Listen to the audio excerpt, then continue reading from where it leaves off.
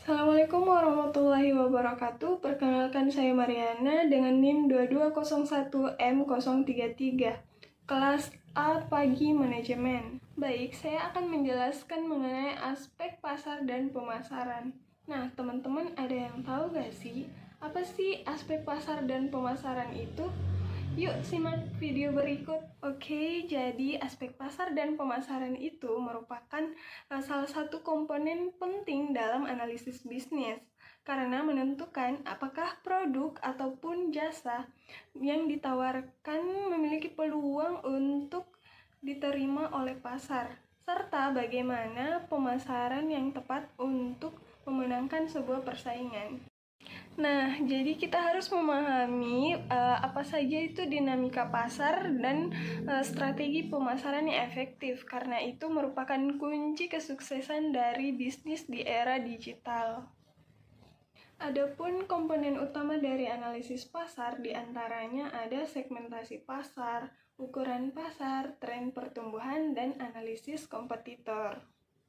Kemudian ada perilaku konsumen, di mana konsumen ini membuat keputusan untuk pembelian berdasarkan berbagai faktor emosional serta psikologis.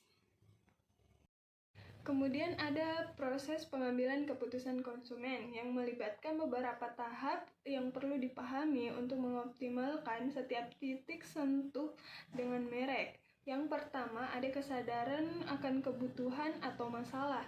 Yang kedua, pencarian informasi atau riset produk. Yang ketiga, ada evaluasi alternatif dan perbandingan. Yang keempat, ada keputusan pembelian dan transaksi. Dan yang kelima, yaitu evaluasi pasca pembelian dan loyalitas. Strategi segmentasi dan targeting. Segmentasi terdiri atas 4, diantaranya ada segmentasi demografis, segmentasi psikografis, segmentasi geografis, dan segmentasi perilaku. Nah, ada bauran pemasaran atau biasa disebut dengan marketing mix. Nah, di dalamnya itu terdapat produk. Nah, produk sendiri ini tentunya yaitu perlu mengembangkan produk ataupun layanan yang memenuhi kebutuhan konsumen dengan fitur, kualitas, desain, dan merek yang tepat. Nah, yang kedua ada price atau harga. Menetapkan harga yang mencerminkan nilai produk, mempertimbangkan biaya, kompetisi, dan persepsi konsumen terhadap nilai. Dan yang ketiga ada promotion atau promosi. Dia mengomunikasikan nilai produk melalui iklan, promosi penjualan, dan pemasaran digital untuk membangun awareness dan mendorong pembelian. Dan yang keempat ada place, ya tentunya memastikan produk tersedia di tempat dan waktu yang tepat melalui saluran distribusi. Ada juga strategi penetrasi pasar, di mana yang terdiri atas analisis kelayakan.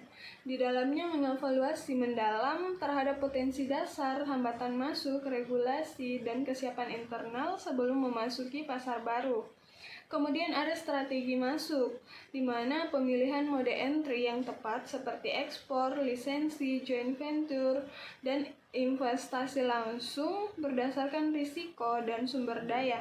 Kemudian ada implementasi, yaitu pelaksanaan strategi dengan adaptasi produk, harga, promosi, serta karakteristik pasar lokal untuk memaksimalkan penerimaan. Kemudian ada evaluasi kerja, yaitu monitoring berkelanjutan terhadap metrik kunci dan penyesuaian strategi berdasarkan feedback pasar dan perubahan kondisi. Pemasaran digital di era modern.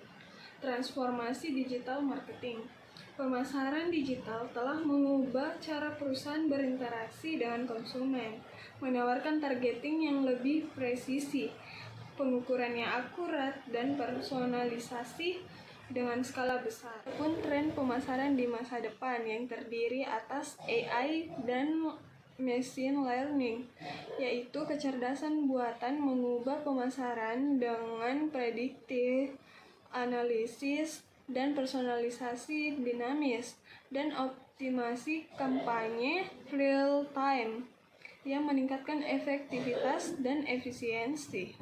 Kedua, ada voice share optimization yang terdiri pertumbuhan smart speakers dan voice assistant mengharuskan optimasi konten untuk pencarian suara dengan fokus pada conversational keywords.